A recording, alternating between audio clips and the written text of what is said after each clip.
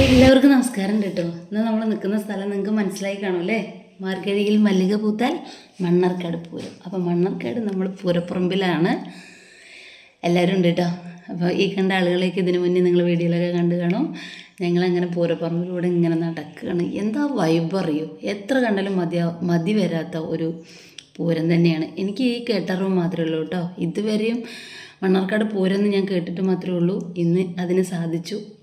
പൂരപ്പറമ്പിലൂടെ നടക്കാനും അവിടെ സമയം ചിലവഴിക്കാനൊക്കെ കഴിഞ്ഞു കേട്ടോ. അതിനൊക്കെ പിന്നിൽ ഇവരൊക്കെ തന്നെയാണ്. താങ്ക്സ് ഉണ്ട്. ഇതിന് മുന്നേ ഞാൻ പറഞ്ഞിട്ടുണ്ട്, ഒരുപാട് താങ്ക്സ് ഇവർക്ക് പറയാനുണ്ട്, ഇവരോട് പറയാനുണ്ട്. എന്തായാലും ക്ഷേത്രത്തിൻ്റെ ഉള്ളിൽ നല്ല തായമ്പകം നടക്കുന്നു. അതെല്ലാം കണ്ട് തിരിച്ചറിഞ്ഞ് ഈ ഒരു സ്ഥലം നിങ്ങൾക്ക് അറിയായിരിക്കും അല്ലേ? അറിയുന്നവർ കമൻറ്റ് ചെയ്യണേ.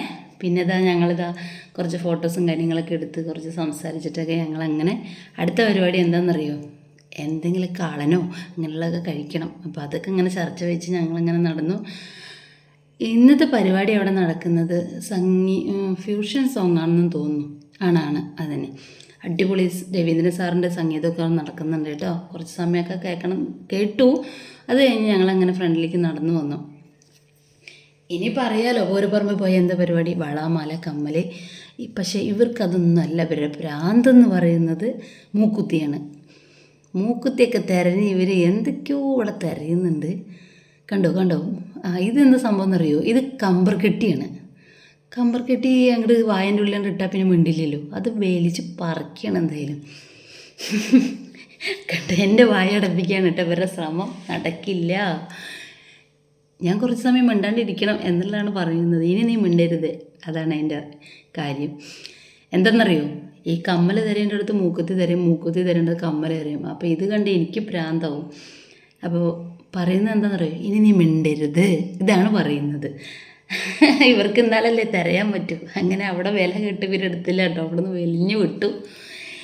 എന്തായാലും അവിടെ നിന്നില്ല. അടുത്ത സ്ഥലത്ത് പോയിട്ട് മൂക്കുത്തിയാണോ കമ്മലാണോ? വീണ്ടും ഞാൻ പറയാണ്, എനിക്കിതറിയില്ല ഇവരുടെ ഭ്രാന്ത് എന്താണെന്ന്. ഇവിടെ വന്നപ്പോൾ വീണ്ടും മൂക്കുത്തി എടുത്തു. ഇത് കണ്ട് ഭ്രാന്തായി ഞാനോ. കണ്ടോ എൻ്റെ കഴുത്ത് കിടക്കണേ?